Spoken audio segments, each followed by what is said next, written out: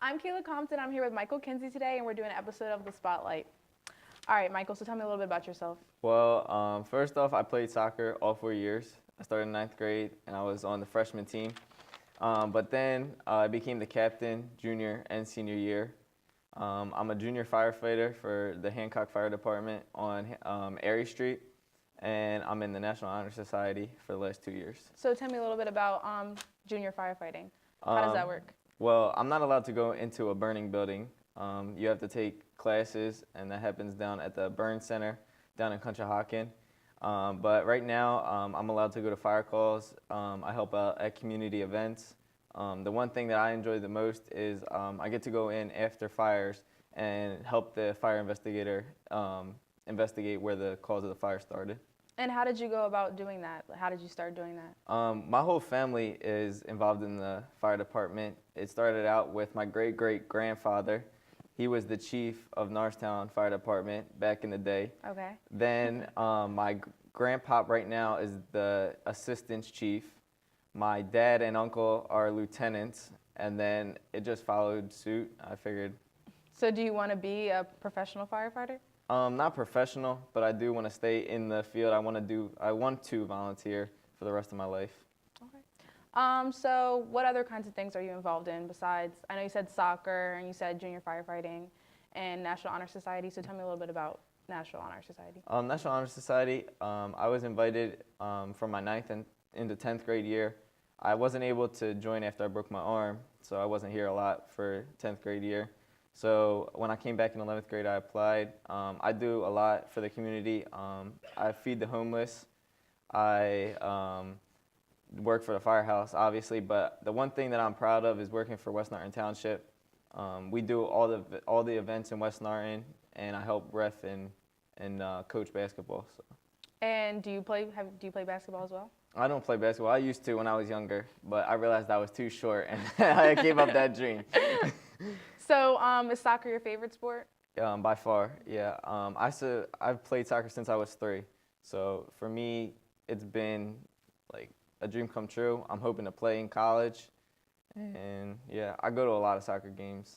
So what colleges are you looking at? Has anybody tried to recruit you for soccer? Or? No, because I look at it as academic scholarship I can keep for a long time. If I get injured playing a sport, I lose the scholarship right then and there. So right now, Villanova is number 1, and St. Joe's is number 2. I did get accepted to Cabrini the other day, but I'm hoping that there's more offers to come. Okay. All right, so I'm going to ask you some general questions. All right, so if you were stuck on an island, what book would you bring and why? Probably The 5 People You Meet in Heaven. Why? When I read that freshman year, when I first got it, I had Miss Pierce as my teacher. And when I had her, I was just like this class, I could care less. But in the end, she turned it out to be like one of the best teachers, and that book really turned that year around for me.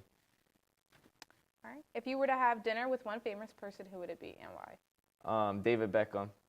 He played soccer, and now he's a model. And he just enjoys life. He has a lot of money, and right now he's in the works of making a soccer team to go professional. So. Okay. And what's your favorite food? Favorite food, wings, by far. Any type of wings or just? Any wing. Just Buffalo Wild Wings is the place to be at any time. Okay. What's your favorite subject in school? Math. I like doing hands-on things. So math and science, but math, it comes to me a lot easier than any other subject. If you could go back in time to a time period, what would it be and why? Probably the 90s, because I feel like when I was born, I was kind of in the in-between stage. Like, they say, oh, Jake Paul and all them people are now, but the 90s, they'll be like, oh, they reference me to the 90s. I'm like, I wish I grew up then. I don't know that much about the 90s, but yeah, probably the 90s. What movie best describes your life? The Sandlot. I was always this scrawny little white kid, and I was always looked down upon because I wasn't that big. But once I started getting having fun and enjoying life with friends, I kind of had my reputation built, and I am where I am today. So. We grew up. Yeah.